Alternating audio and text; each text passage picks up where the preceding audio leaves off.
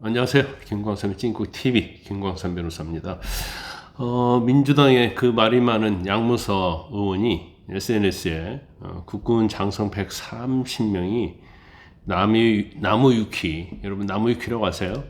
인터넷 들어가 보면 다 찾을 수 있는데 여기에서 본인들의 정보를 삭제했다.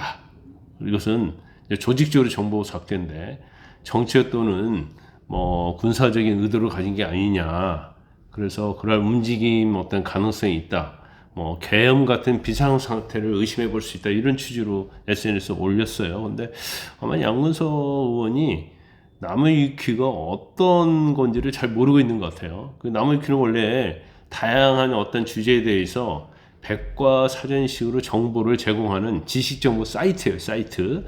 그래서 불특정 다수, 그러니까 제3자라도 거기에 직접 내용을 추가할 수 있거든요. 이제 그런 식으로 운영되는데, 이전에도 연예인이랄지 그런 데 많이 문제가 됐었어요. 왜냐면, 허위적인 사실이 추가되고 그래가지고 소송도 하고, 그래서 많은 문제가 됐는데, 이거 자체를 마치 다음이나 네이버의 프로필 사이트인데, 이걸 육군 장성들이 그것도 130명이 의도적으로 조직적으로 삭제하는 것처럼 이제 오인하고 있든지 아니면 무식해서 모르든지 나무위키 자체라는 것이 어떻게 운영되는가를 전혀 모르고 있는 것 같습니다. 그리고 설사 만에 하나 그 나무위키에 있는 정보를 130명이 조직적으로 삭제를 하려고 한다 하더라도 이게 계엄하고는 무슨 상관이에요? 어떤 군사적 움직임하고 이거하고 무슨 상관이 있겠습니까?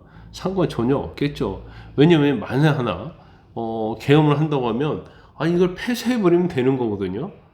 그러면 되지. 이걸 하나하나 개인정보로 삭제하고 그럴 이유가 없어요. 그래서 아마 밑에 보좌관들이 부추겼는지 모르겠지만 만약 보좌관이 부추겼다고 한다면 이제 보좌관이랄지 양문서 의원이 남의 귀에 대한 관념이 없는 좀 무식한 행동이었다 이렇게 봅니다. 또 김민수 최고위원 또 그런 얘기를 했어요. 이 계엄과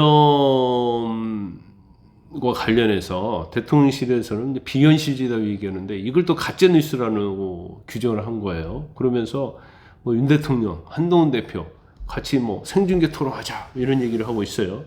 그런데 이제는 한동훈 대표가 금투세랄지 이런 민생의 현안에 대해서 토론하자고 할 때는 아무 말도 없더니 갑자기 계엄에 대해서 토론하자 그런 얘기를 하고 있어요.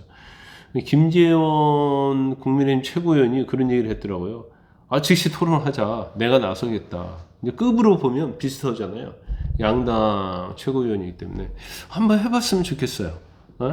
그래서 김재원 최고위원이 만약 묵묵부답하거나 사실상 거부할 경우에는 나라를 어지럽힌 죄로 반성을 해야 한다. 이제 엄히 다스려야 한다.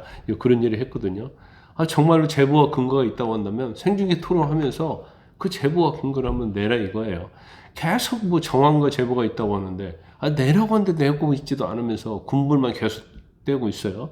사실은 이게 처음을 이재명 대표까지 가담했잖아요. 그래서 여야 대표 회담에서도 이런 얘기 했다가 약간 정성 의원도 그렇고 이재명 대표도 나중에 이 얘기하자 하면서 발을 뺐는데 이 발을 빼는데 그것도 양문석이 거기에 개입을 하면서 아마 마지막으로 발을 한번 담그려고 했는지는 모르겠지만 그러면서 이게 오히려 계엄과 관련된 유언비어가 계속 지속되고 있고 또 김민수 최고위원도 처음에 본인이 그걸 제기했잖아요.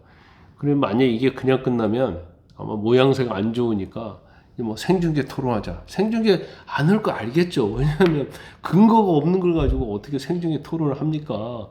그러니까 자기가 의혹 제기한 것이 너무나 얼토당토하고 엉뚱하다. 그런 공격을 받으니까 생중계 토론하자고 해요. 생중계 토론 할 걸 해야지. 말도 안 되는 거 갖고 뭔 생중계 토론을 합니까? 그래서 이것은 정치적인 의도다 이렇게 볼 수 있을 것 같고 김부겸 전 의원이요, 총리죠.